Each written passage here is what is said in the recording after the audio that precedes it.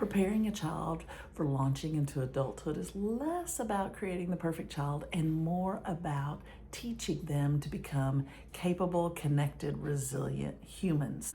Schools teach information, parents teach life. This is critical. We must come up with the life skills needed to teach them and be very purposeful in launching them into success. Had to make a change of location. It's summer, kids are home. I don't have a space. So today in this video, we're going to talk about 6 skills you need to consider implementing when you're going to work towards launching your child into adulthood. My name is Kara and welcome to the Hardly Homestead. Okay, let's jump right in.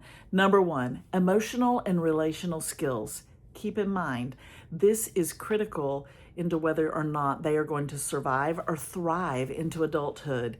Research shows that the habits young adults make between the late teens and the early 20s are the ones that they will carry into the rest of their adulthood. So this is a critical time to develop those, and we want to set our children up to practice the ones that are going to help them be successful. Some of those are going to be how to regulate emotions without shutting down or losing it. We have a society full of angry people, but we've got to be able to regulate our emotions for true success. How do you do real research? And y'all, TikTok is not the answer. We've got to be very careful with how we're doing our research and where we're doing our research. How to communicate effectively when we're stressed, how to disagree respectfully, how to apologize sincerely, how to handle disappointment and failure. Duke University visited one of our local private schools here and told them they want the children to come to their university who have had a failure and have overcome it.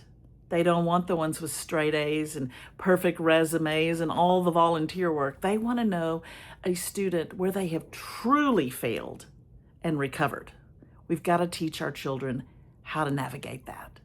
Many adults today struggle with emotional immaturity more than a lack of intelligence.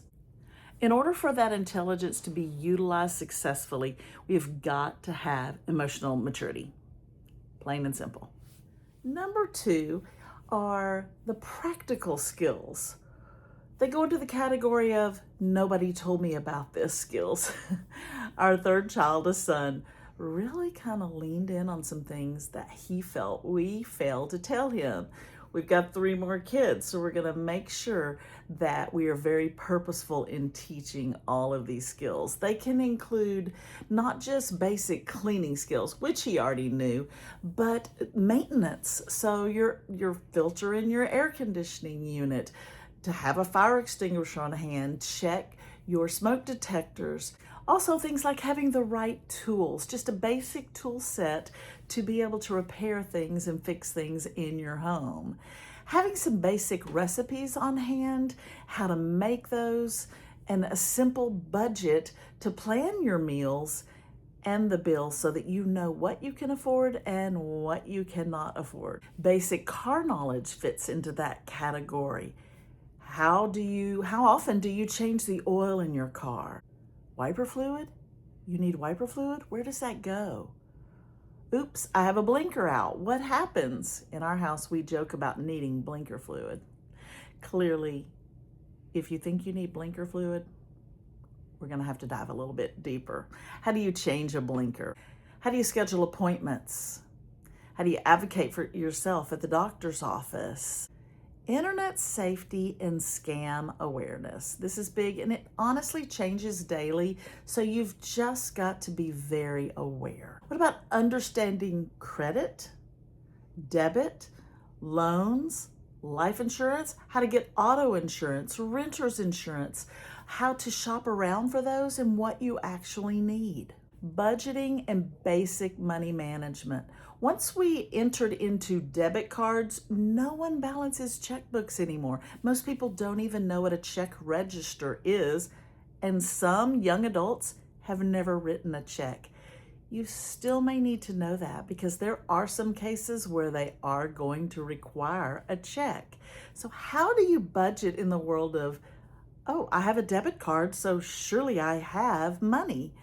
How do we budget that? How do we look long term and plan for all the things that happen, like tires, oil changes, registration for cars, into our budget over a year? How to vote, and how to be sure you are registered to vote ahead of time.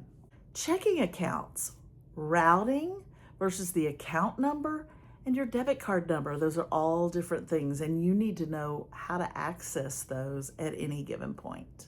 How to turn off the water inside your home, at the toilets or at the sink, and at the curb if you're in a home, whether it's a rental or one that you own.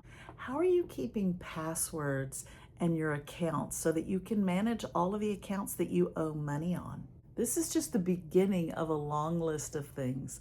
Taxes. What about taxes? How do we do that?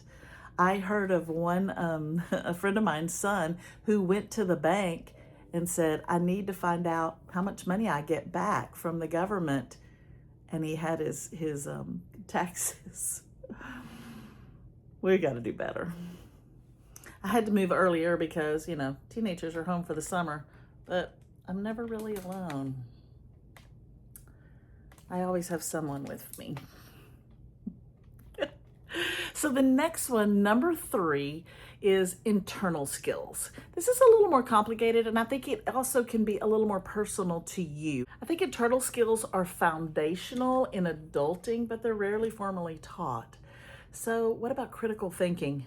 I have a whole nother video on critical thinking. It's not taught in schools. I don't think it's taught in general. We've got to be able to think critically and not let everyone else, AI, social media, our friends, other people on social media, teach us. We need to think critically for ourselves.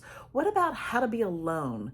Whether that could be specifically meaning you live alone and you've got to navigate that, but also how to be alone without being in a relationship, because that's an okay place to be, and we need to navigate that well. Discernment in friendships, in our work relationships, in dating, discernment in social media, those are important. What about initiative, follow through? Those are also extremely important to success. Delayed gratification is another one. How to develop real friendships.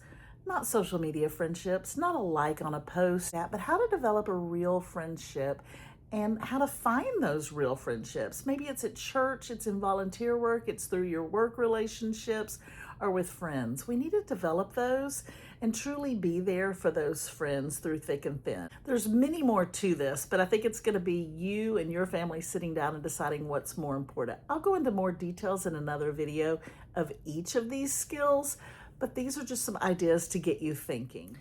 The next 3 are shorter and they're easier to talk about. Again, I always have something, so a dog or whatever in the background. Number 4 is identity and character development. Launching is not just about independence, it's about identity. This is important for you to teach teens to explore who they are apart from their performance. What are their values and beliefs apart from yours? Integrity when no one is watching. What is a healthy work ethic? What is a healthy work ethic? Compassion and empathy. Responsibility without perfectionism, but still expecting your best.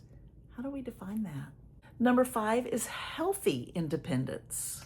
Parents today sometimes accidentally overhelp because we want the best for our children, but we're going to have to let them fail and figure out how to get themselves back up after that failure. And that is critical in your home. They need to fail in your home to be able to fail successfully out of your home. It's more important to teach them how to solve problems without you stepping in.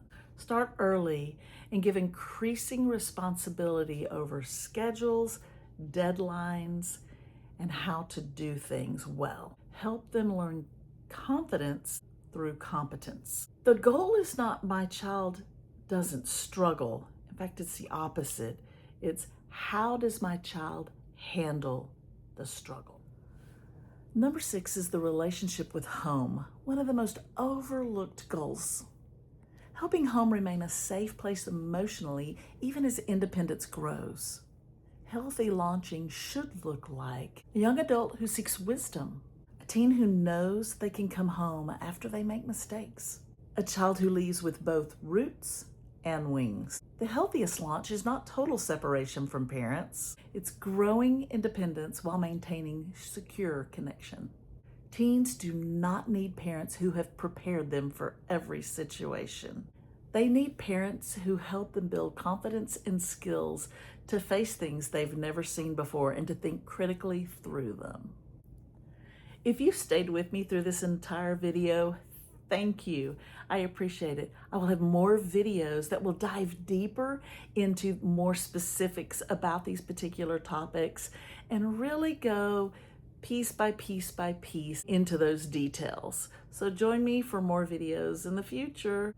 And again, this is Kara with the Hardley Homestead. Thanks for being with me today.